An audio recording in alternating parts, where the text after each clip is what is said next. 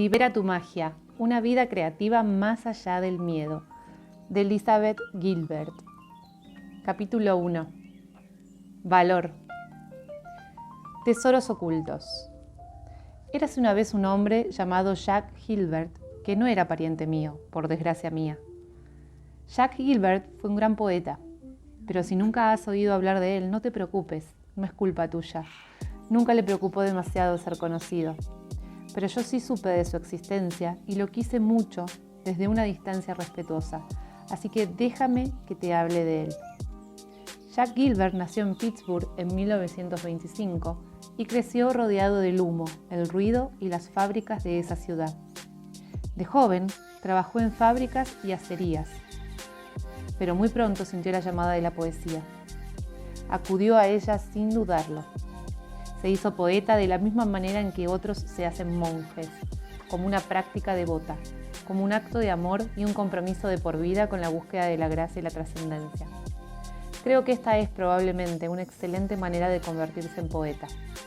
En realidad, de convertirse en cualquier cosa que conquiste tu corazón y te haga sentir vivo. Jack podría haber sido famoso, pero no le interesaba.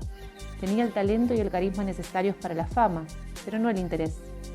Su primer libro de poemas, publicado en 1962, obtuvo el prestigioso premio Yale Younger Poets y fue nominado al Pulitzer. Pero lo más importante es que conquistó a lectores y críticos por igual, una hazaña nada fácil para un poeta en el mundo moderno. Había algo en él que atraía a las personas y las cautivaba. Encima de un escenario, era guapo, apasionado, sexy y brillante. Era un imán para las mujeres y un ídolo para los hombres. La revista Vogue le hizo un reportaje fotográfico con aspecto arrebatador y romántico. La gente estaba loca por él. Podría haber sido una estrella del rock. En lugar de eso desapareció. No quería que el alboroto lo distrajera. Años más tarde dijo que su fama le había resultado aburrida. No porque fuera algo inmoral o corrupto, sino simplemente porque era lo mismo todos los días. Buscaba algo más enriquecedor, más complejo, más variado, así que lo dejó. Se fue a Europa y se quedó allí 20 años. Vivió una temporada en Italia y una temporada en Dinamarca, pero casi todo el tiempo lo pasó en una choza de pastor en lo alto de una montaña en Grecia. Desde allí, contempló los misterios eternos, observó cómo cambiaba la luz y escribió sus poemas en privado. Vivió historias de amor, obstáculos, victorias. Era feliz. Se las arreglaba para ganar un sustento haciendo esto y lo otro. Necesitaba poco. Dejó que su nombre cayera en el olvido. Pasadas 2 décadas, Jack Gilbert reapareció y publicó un nuevo poemario. El mundo literario volvió a enamorarse de él. De nuevo podría haberse hecho famoso. De nuevo desapareció. Esta vez durante 10 años. Este sería siempre su patrón. Aislamiento, seguida de la publicación de algo sublime, seguida de más aislamiento. Era como una orquídea rara que florece cada muchos años. Nunca se promocionó a sí mismo, ni siquiera mínimamente. En una de las escasas entrevistas que concedió, le preguntaron cómo creía que había afectado su distanciamiento del mundo editorial a su carrera literaria. Se rió y dijo: «Supongo que ha sido funesto». La única razón por la que sé quién fue Jack Gilbert es que ya a edad avanzada volvió a Estados Unidos y por motivos que siempre ignoraré, aceptó un puesto de profesor interino en el Departamento de Escritura Creativa de la Universidad de Tennessee. Al año siguiente, 2005, resultó que yo estuve exactamente el mismo trabajo, puesto que por el campus empezaron a llamar en broma la Cátedra Gilbert. Encontré los libros de Jack Gilbert en mi despacho, el mismo que había sido suyo. Era casi como si la habitación conservara el calor de su presencia. Leí sus poemas y me conquistaron su grandeza y lo mucho que recordaba su escritura a la de Whitman. «Tenemos que arriesgarnos al deleite», escribió. «Debemos obstinarnos en gozar en esta incineradora despiadada que es el mundo».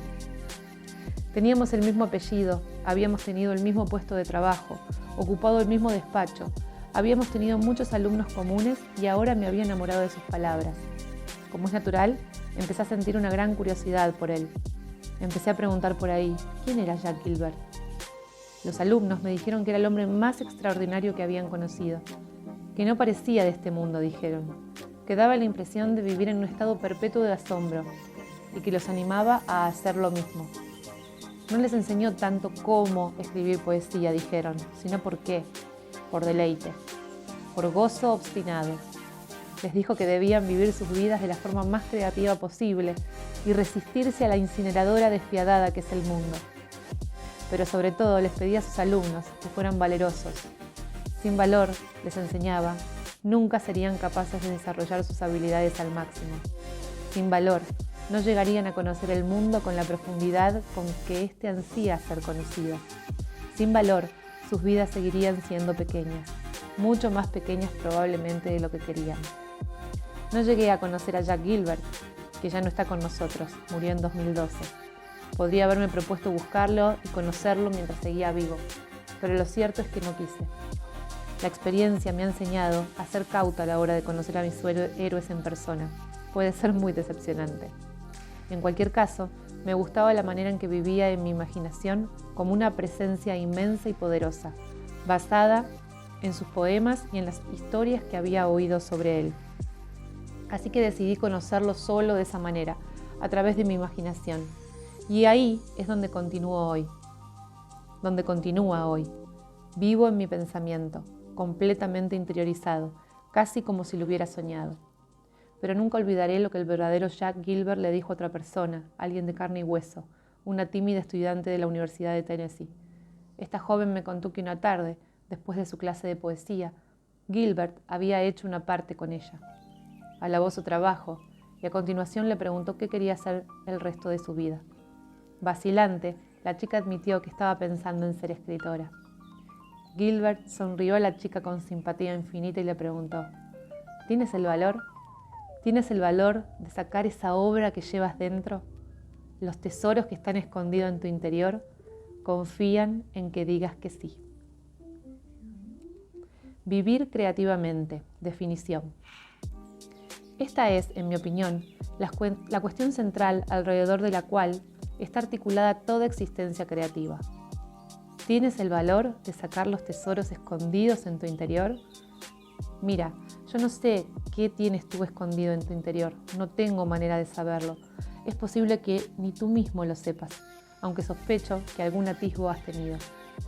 No conozco tus habilidades, tus aspiraciones, tus anhelos, tus talentos ocultos, pero sin duda albergas algo maravilloso en tu interior. Esto lo digo convencida, porque en mi opinión, todos somos portadores de tesoros enterrados. Creo que esta es una de las bromas más antiguas y generosas que le gusta al universo, que le gasta el universo a los seres humanos, y lo hace tanto por su propia diversión como por la nuestra. El universo entierra joyas inesperadas dentro de todos nosotros, y luego da un paso atrás y espera a ver si las encontramos. La búsqueda para desenterrar esas joyas, eso es vivir creativamente.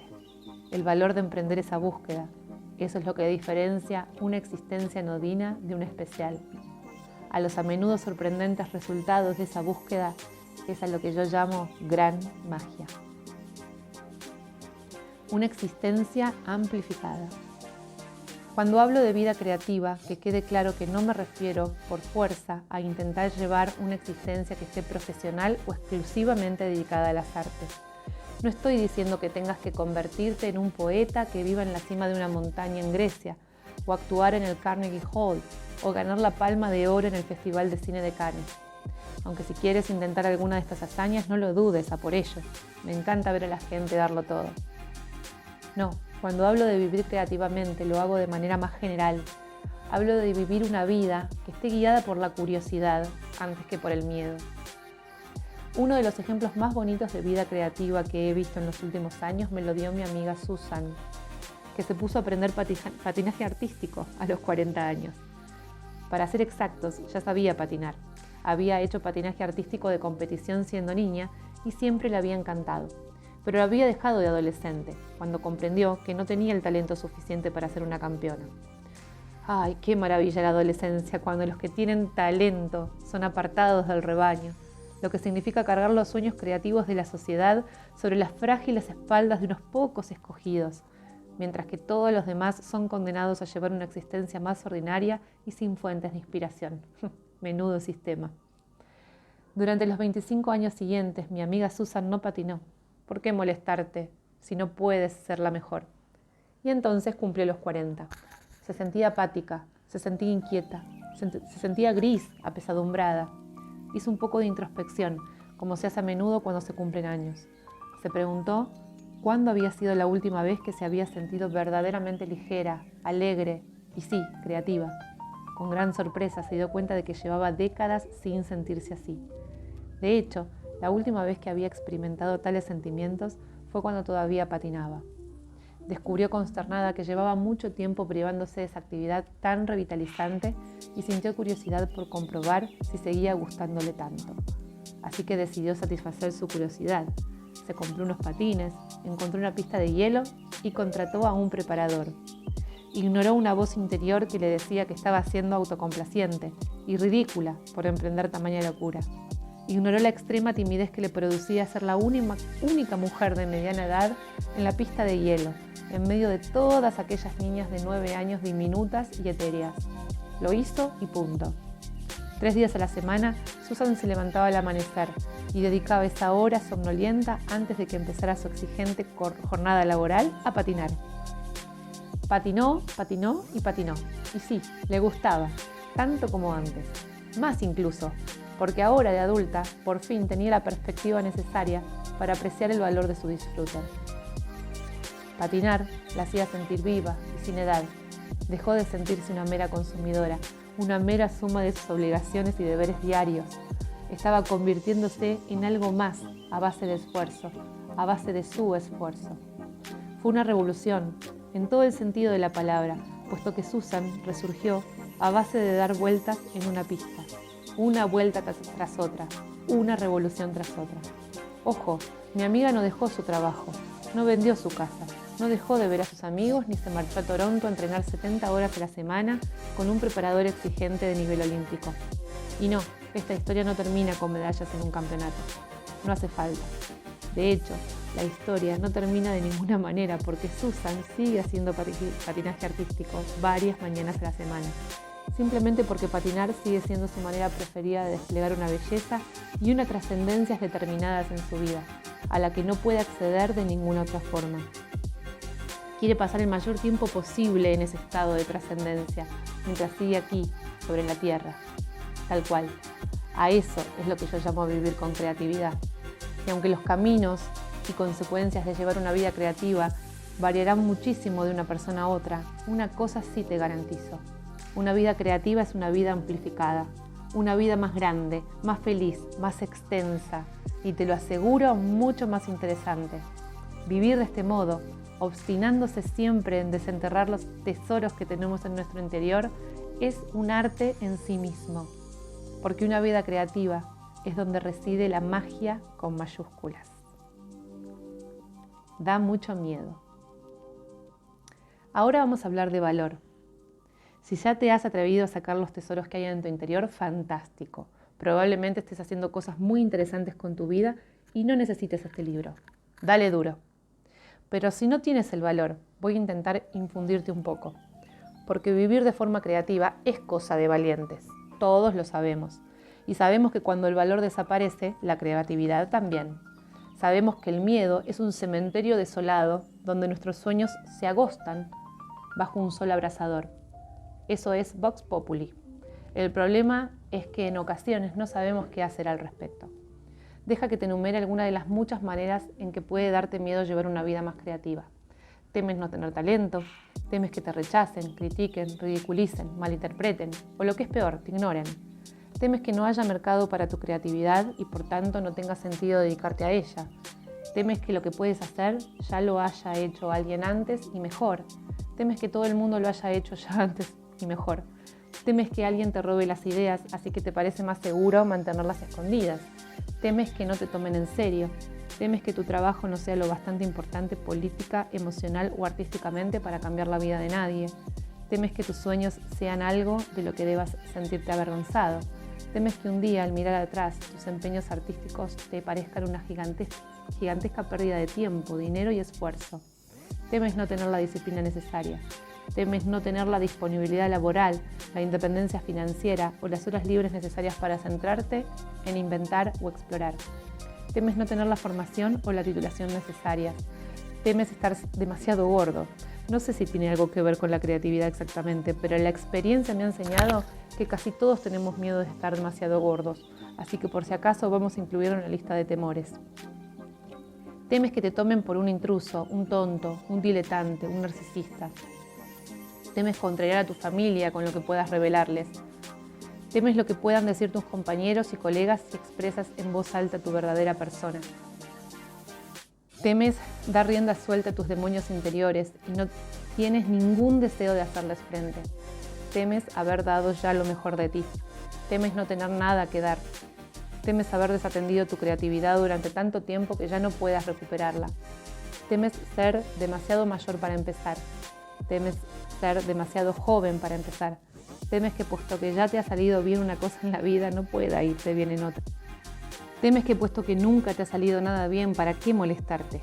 Temes ser un piernas. Escucha, no tengo todo el día, así que voy a dejar de enumerar temores. En cualquier caso, es una lista infinita, además de deprimente. Así que la voy a resumir así. Miedo, miedo y más miedo. ¿Qué miedo da tanto joder? Defender nuestra debilidad. Por favor, entiende que hablo del miedo de forma tan autoritaria porque lo conozco muy bien. Lo conozco de los pies a la cabeza, cada centímetro de él. Toda la vida he sido una persona asustada. Nací aterrorizada, no exagero. Que le pregunten a cualquier miembro de mi familia y confirmará que sí. Que fui una niña excepcionalmente asustadiza. Mis recuerdos más tempranos son de miedo, como lo son también los recuerdos que siguen a los más tempranos. A medida que me hacía mayor, me daban miedo no solo los peligros infantiles comúnmente admitidos y legitimados, la oscuridad, los desconocidos, la parte de la piscina donde más cubría, sino también una extensa lista de cosas por completo benignas. La nieve, canguros encantadores, coches, parques infantiles, escaleras, barrio Sésamo, el teléfono, los juegos de mesa, la tienda de alimentación, una brizna de hierba afilada, cualquier situación nueva, cualquier cosa que se atreviese a moverse, etcétera, etcétera, etcétera. Era una criatura sensible y fácil de traumatizar que se echaba a llorar en cuanto se producía la más mínima perturbación en su campo de fuerza. Mi padre, exasperado, me llamaba la princesa del guisante. El verano que tenía 8 años fuimos a la costa de Delaware y el mar me inspiró tal terror que intenté que mis padres impidieran a todas las personas que estaban en la playa ir a donde había olas. Me habría sentido mucho más cómoda si todo el mundo se hubiera quedado sentado en su toalla, leyendo tranquilamente. ¿Era demasiado pedir? De haber dependido de mí, habría pasado las vacaciones. No, mi infancia entera, dentro de casa, acurrucada en el regazo de mi madre, de ser posible con un paño húmedo en la frente. Esto que te voy a decir es horrible, pero allá va. Probablemente me habría encantado tener una de esas madres atroces con síndrome de Munchausen por poderes que se hubieran confabulado conmigo para simular que siempre estaba enferma, débil o agonizante. De haber tenido la oportunidad, habría cooperado encantada con esa clase de madre para crear una niña por completo indefensa. Pero no tuve esa clase de madre, ni de lejos. En lugar de ellas me tocó una madre que no me pasaba ni una. No estaba dispuesta a tolerar ninguno de mis numeritos, algo que probablemente es lo mejor que me ha ocurrido en mi vida. Mi madre creció en una granja en Minnesota, estaba orgullosa de sus padres, curtidos inmigrantes escandinavos, y no estaba por la labor de criar a su hija para que fuera una blandengue. Desde luego, no si podía impedirlo. Mi madre ideó un plan para darle la vuelta a mis miedos, que era casi cómico, de tan sencillo. En cuanto tenía ocasión, me obligaba a hacer justo lo que más miedo me daba. ¿Te da miedo el mar? Al agua inmediatamente. ¿Te asusta la nieve? Coge la pala y ponte a trabajar. ¿Eres incapaz de contestar el teléfono? Pues a partir de ahora, cada vez que suene, lo agarras tú. No era una estrategia refinada, pero sí coherente. Créeme si te digo que intenté resistirme. Lloré, gimoteé e hice las cosas mal adrede. Me negué a mejorar. Me hacía la remolona, simulaba cojear, tiritar. Cualquier cosa con tal de demostrar que era un ser por completo endeble emocional y físicamente. A lo que mi madre reaccionaba diciendo, pues no, no lo eres. Pasé años resistiéndome a la fe inquebrantable de mi madre en mis fuerzas y capacidades. Entonces un día, en algún momento de la adolescencia, por fin me di cuenta de que estaba luchando una batalla un tanto extraña. Estaba defendiendo mi debilidad. ¿De verdad quería morir por una causa así? Como se dice en estos casos, defiende tus limitaciones y las harás tuyas. ¿Por qué yo quería defender mis limitaciones? Y resultó que no quería. Y tampoco quiero que lo hagas tú. El miedo es aburrido. A lo largo de los años a menudo me he preguntado qué es lo que me llevó, en última instancia, a dejar de hacerme la princesa de guisante casi de un día para otro.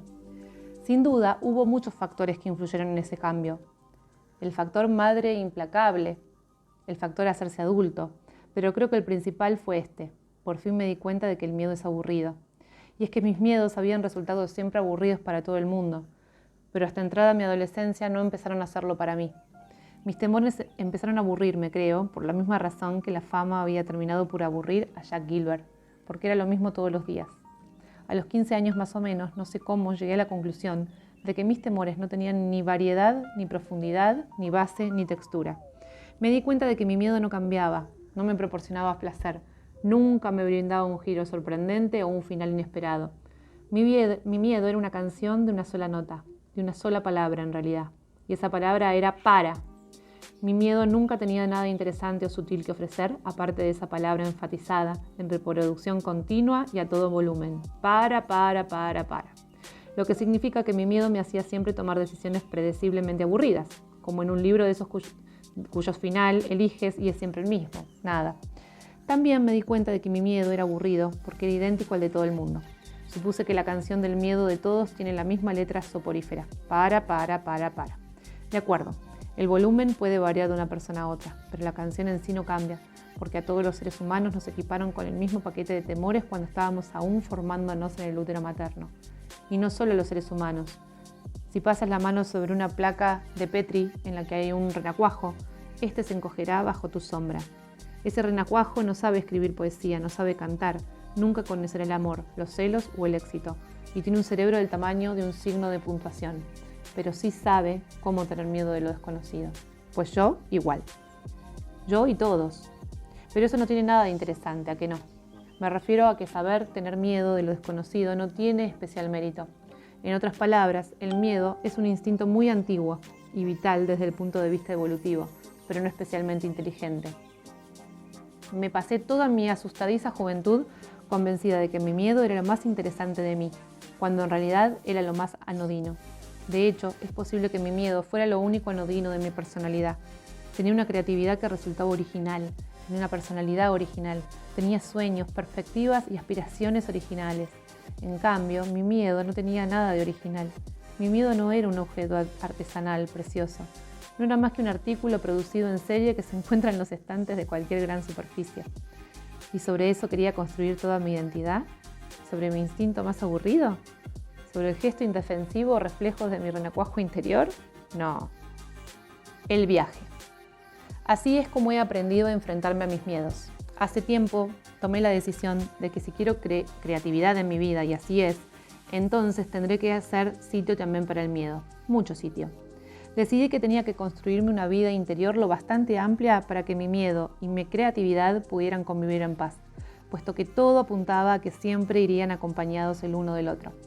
Es más, tengo la impresión de que mi miedo y mi creatividad son poco menos que hermanos siameses, algo que demuestra el hecho de que la creatividad no puede dar un solo paso sin que el miedo lo acompañe. El miedo y la creatividad compartieron un útero, nacieron al mismo tiempo y siguen compartiendo algunos órganos vitales. Por eso, debemos tener cuidado a la hora de abordar el miedo, porque me he fijado en que algunas personas, cuando intentan atajar sus temores, a menudo terminan asesinando su creatividad. Así que no intento eliminar mi miedo, no le declaro la guerra. En lugar de ello, le dejo espacio, mucho, todos los días. Lo estoy haciendo en este momento. Permito a mi miedo que viva, respire y estire las piernas y se ponga cómodo. Creo que cuanto menos luche contra mi miedo, menos me atacará él. Si consigo relajarme, mi miedo también lo hará.